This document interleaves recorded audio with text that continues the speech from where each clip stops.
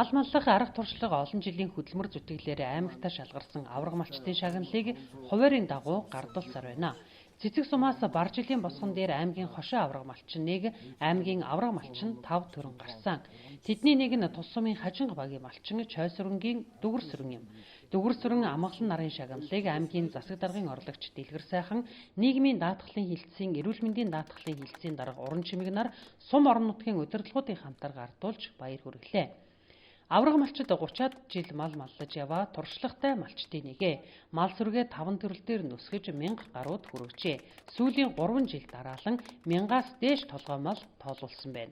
Отор нүүдэл хийж малаа тарах твэрэг сайн авахулахад түлхүү анхаардаг гэлээ. Отор нүүдлийг сайги тарга твэр авсан байх л одоо төдөө мөрөн авдаг хавраад агаад энд.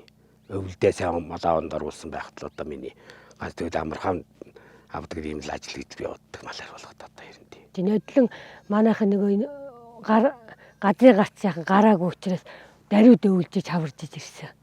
Энэ жил эндээ сайхан өвстэй ногоотой сайхан хавруулж байгаа. Нутагтаа сайхан хаваржаад сайхан байна өө хөрөнгө удаг мудаг гарц усан сайхан орхон болохтаар энэ авар хавсаргаж жага авсрахтай болохоос ядарч ярьж байгаа маалах.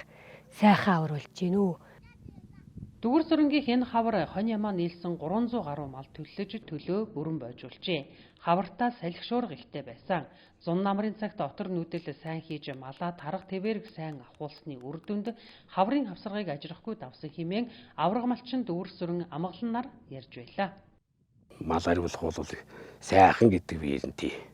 Малынхаа төгд мал авчгүй нэг намрын сайхан дарган цагт малаа ариулаа явж бас малчин хүний жаргал байдаг дээ.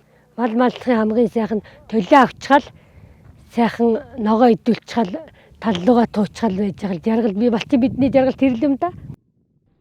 Эднийх сутан уулын хоримоо хажингийн өвөр бэлэр голдуу нутаглаж мал сүргээ маллаж явна. Мал дагвал ам тусдна гэдгээ.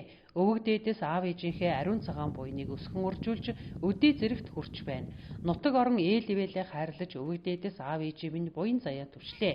Илүү их хичээж амжилтаа ахиулах бодолтой байгаа хэмээн тэд баяртай байлаа.